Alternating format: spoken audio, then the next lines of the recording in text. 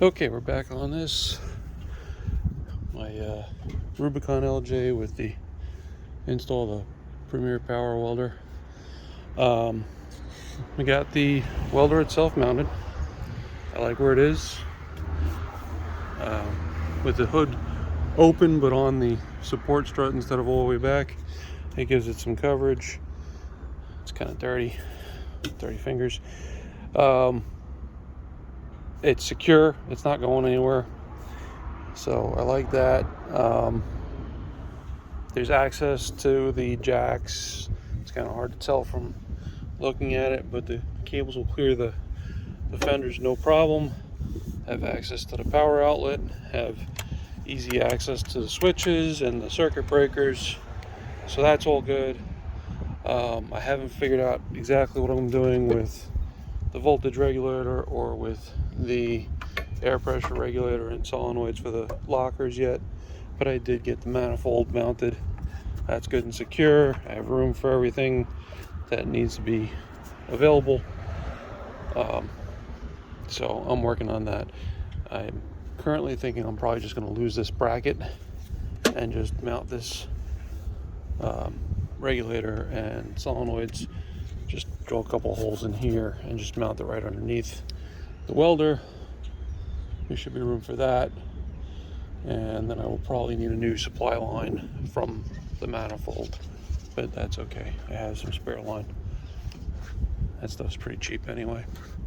The cables for the welder are just loosely run across, and I did loosen up my negative terminal, so before I do anything I'm going to go ahead and pop that off so that the electrical system is dead. There's no risk of cooking my computer or anything else. Everything is just disconnected from the chassis. So what's next?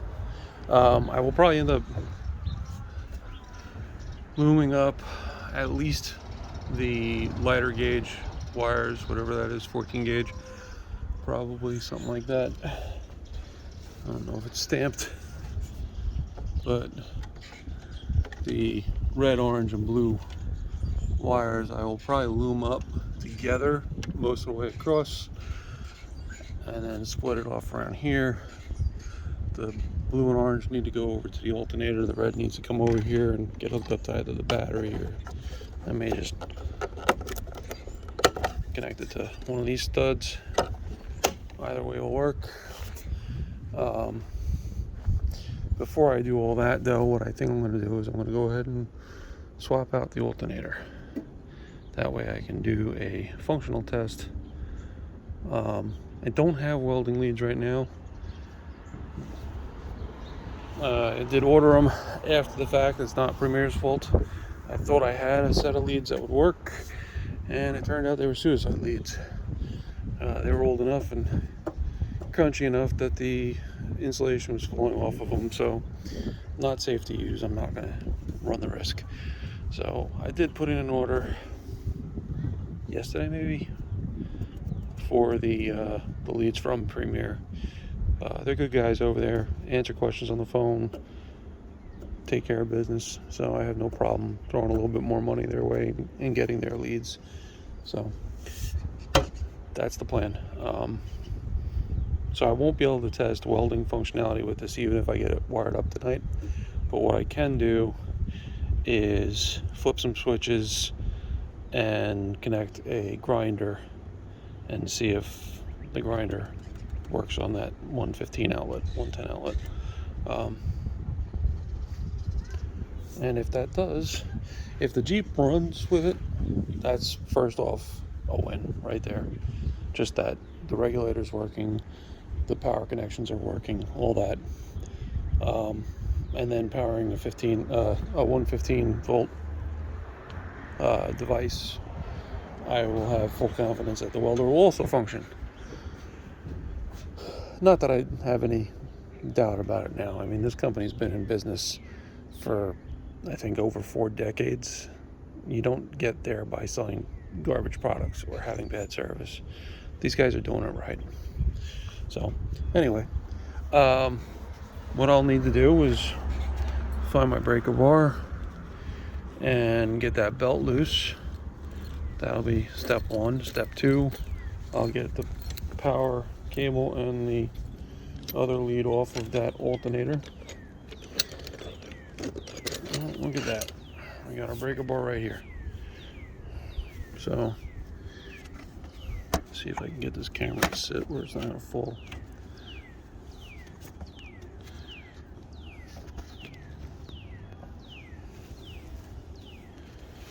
There we go. So there's a tensioner down here with the 1/2-inch square hole. You don't even have to get the breaker bar all the way in there. You just got to get it in there enough that you can apply some force and the belt comes right off. No effort. Like absolutely no effort. So that's out of the way. And you see this is the idler pulley. This is the tension pulley. And it's just on a spring arm there. As far as the alternator goes, get my camera back. There's 2 bolts securing it. One down there, one up here. Pull both of those out and we'll be ready to get this alternator out. And what I'll do is I'll wrap this up in plastic and I'll put it on the shelf. And depending on where I'm going, I may even bring it with me as a spare in the trailer box, because it is a good alternator. It's still functional. It's not that old, and it is an upgrade. It's I think out of a Durango. I don't remember the amperage difference, but I do remember it was a higher amperage alternator than what the Jeep had factory. You can Google it and look on like jeepforum.com or wranglerforum.com, and you can find some posts about which ones work. So anyway, I popped off that wire. I need to get this post down here disconnected, and it's probably going to be metric because most stuff on the Jeeps are. So I'll find a socket to fit that.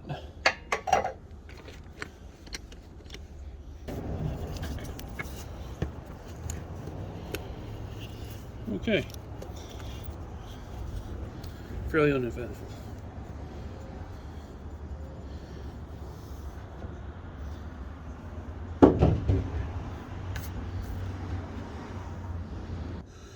Okay, so now I've got the other alternator from Premier Power Welder.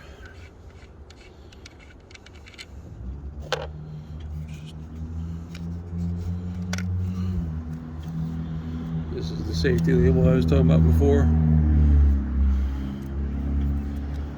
We very clearly do not want you to connect the factory wire. So just gonna kind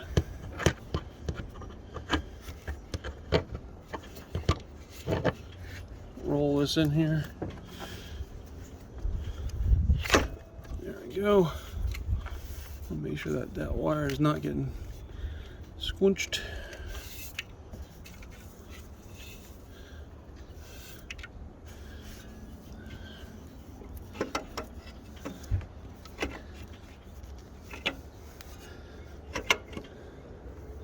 Okay, so that'll sit right there for right now.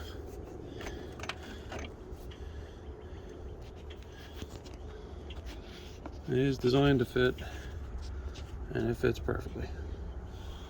So now I'll pull the anti-seize on the bolt so that when it goes back in there, we don't have to fight with it the next time. I'll put a little bit on here just because it is kind of a long hole. I'm not going to go fully coating all sides of it. Give it a good shot the full length, but not going crazy. I'm just going to catch the top bolt just so this thing isn't sitting loose.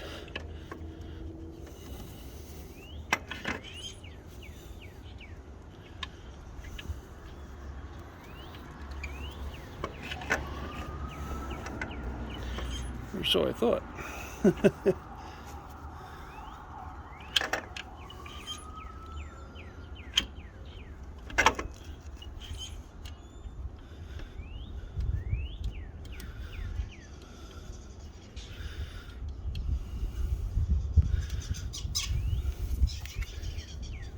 Alright.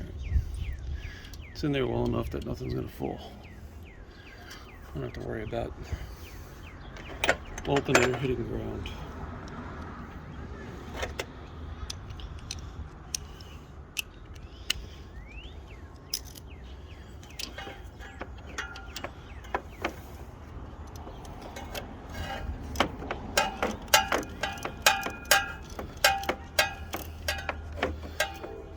That's going to take forever in a day.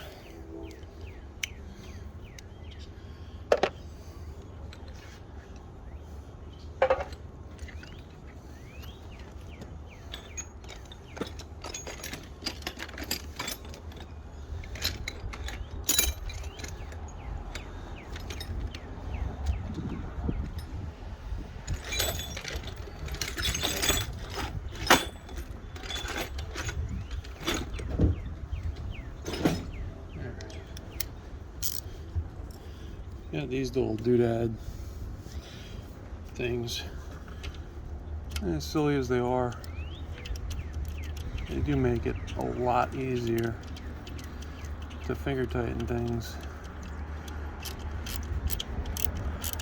in tight places as far as finger tightening is going to allow.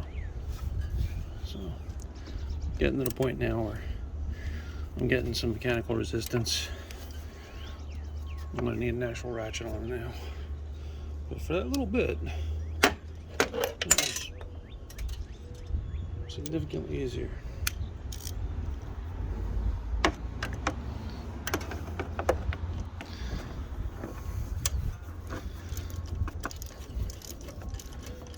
I'm not going to snug this up. I don't want to get it tight enough that I can't move the alternator, because I still have to catch that second bolt. But I do want to get it to where it's just pivoting and not flopping all over the place. Just make it easier to line up the second bolt.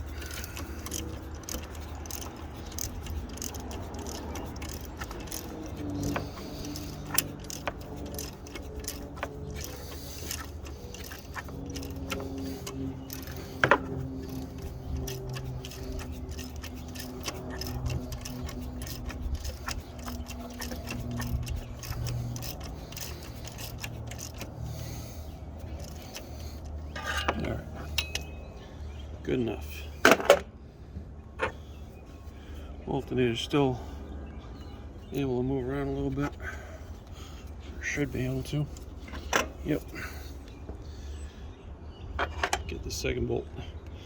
Give it the same anti-seize treatment.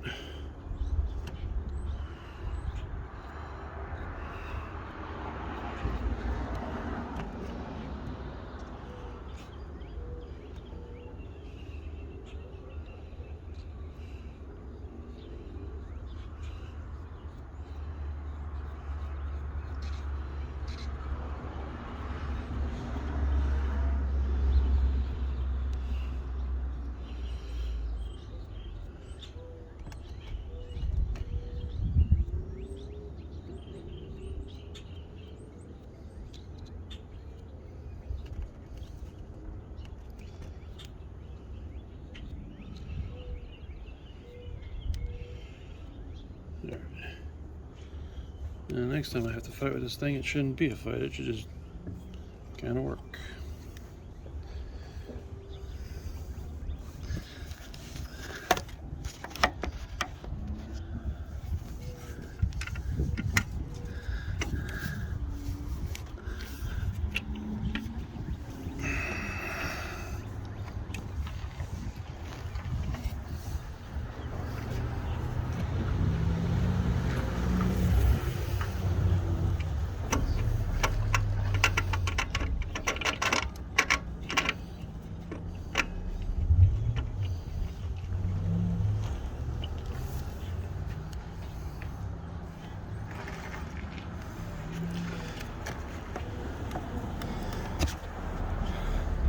Okay, it's in there. I just gotta tighten it in. Okay, we got the alternator in. We got the belt back on, and I went ahead and connected those cables. Now, before I go too much further, I want to get this factory lead wrapped up, because that's just a disaster waiting to happen. And I don't like to play games with things that can either fry my truck, my Jeep, or that can start a fire, or they can hurt people. Those things all tend to not be funny to me. So I'm going to be a little bit extra cautious here. I'm going to wrap this thing up with some tape, just so I know it's fully covered. Start down there. There was a sharp burr on it. I went ahead and knocked it down with a file, and then double checked to make sure it wasn't going to be something that was going to eat its way through the tape. This doesn't have to be pretty. I'm just trying to get it safe. So that's my step one. And some professionals will probably look at this and go, oh, that's crap. That's fine. I'm all ears, man.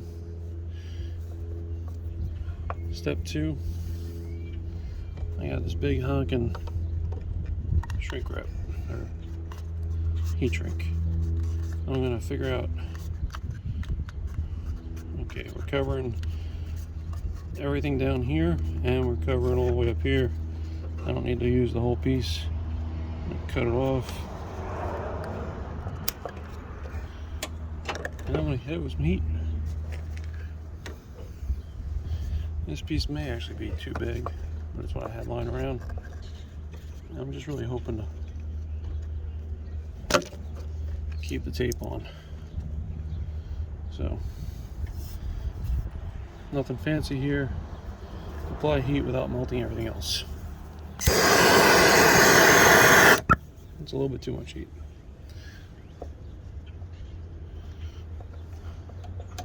See if we can get it from a distance.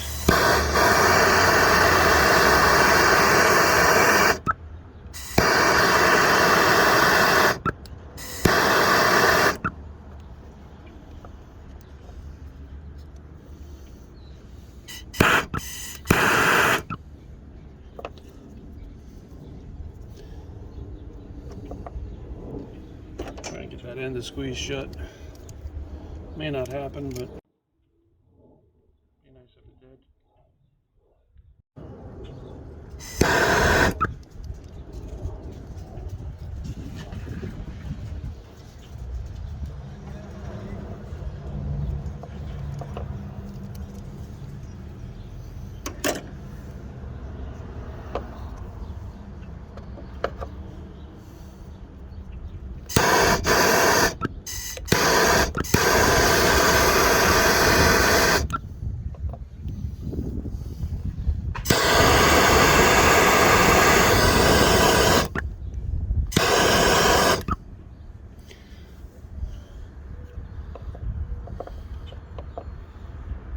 All right.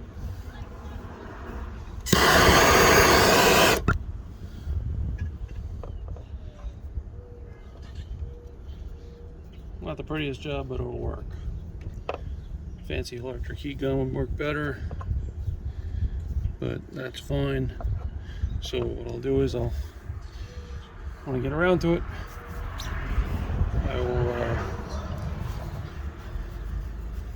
zip tie that into a place where it's not going to rub and chafe and damage that connection.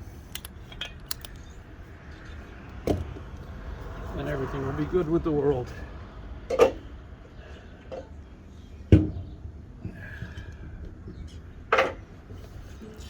But now we're safe.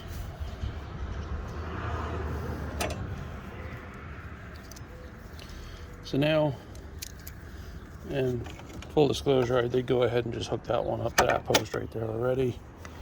Probably should have done that first, but I was watching it, wasn't going anywhere.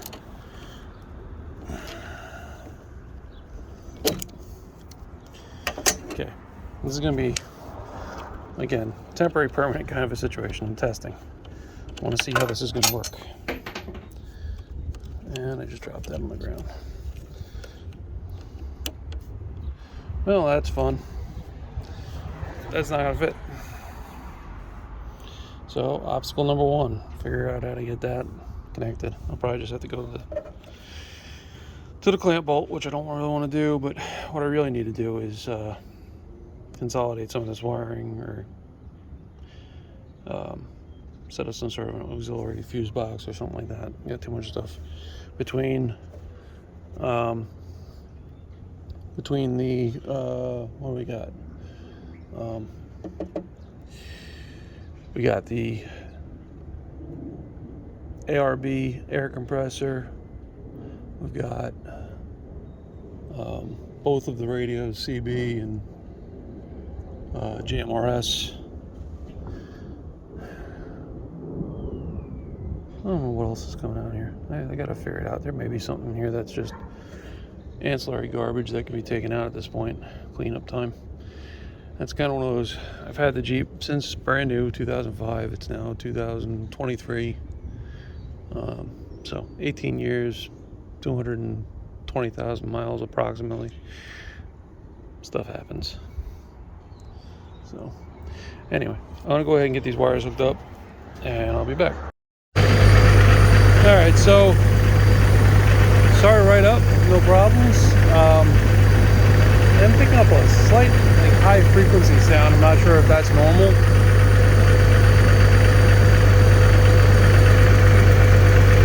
Battery was just a little bit low from sitting, so I'm just letting it charge up a little bit.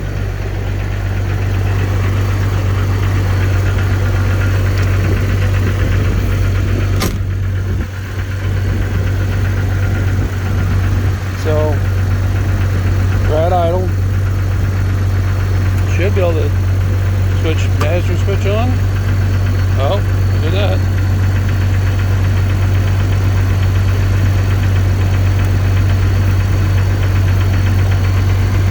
And if I increase idle,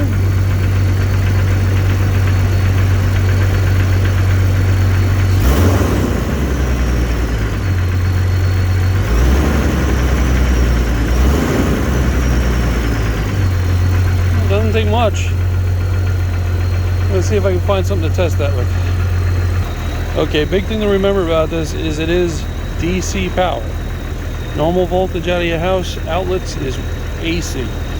So I just got a basic angle grinder here, but let's see if we can get that to focus.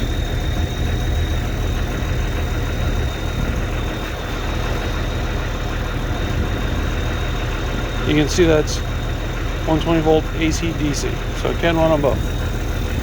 So, gonna get the alternator, a little bit more RPMs. I don't really think I'm gonna be able to set this up where anybody can see anything.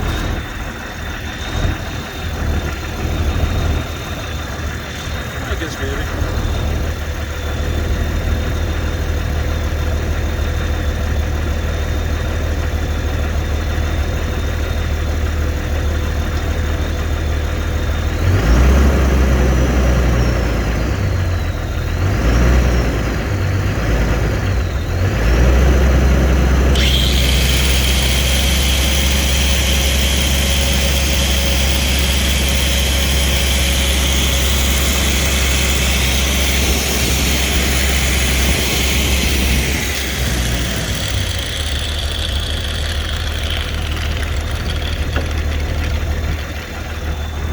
That was a successful test, and yeah, I know there's no guard on it. The guard broke off recently. I don't use that one as much anymore. So anyway,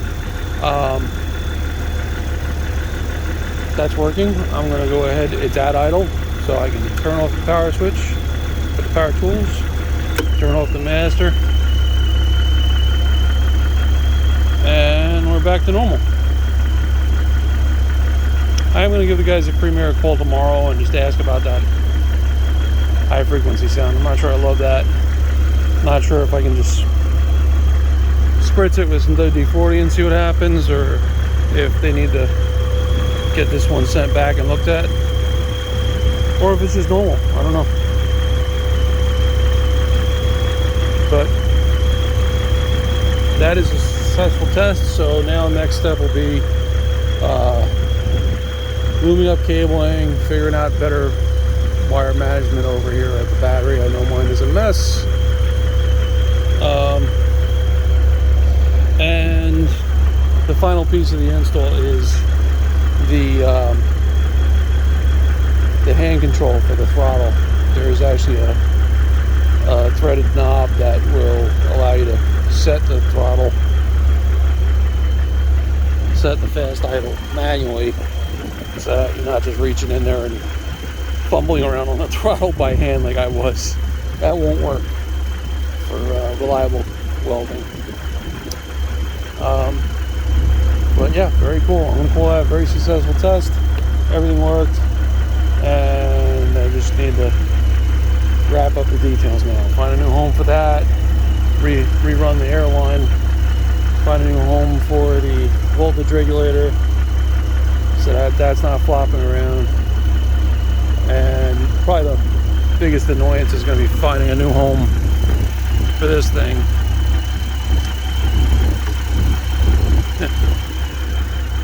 I just take those air horns out of there. They're not hooked up anymore anyway. But yeah, I am stoked. I've been wanting this thing for years. So happy. All right, catch you next.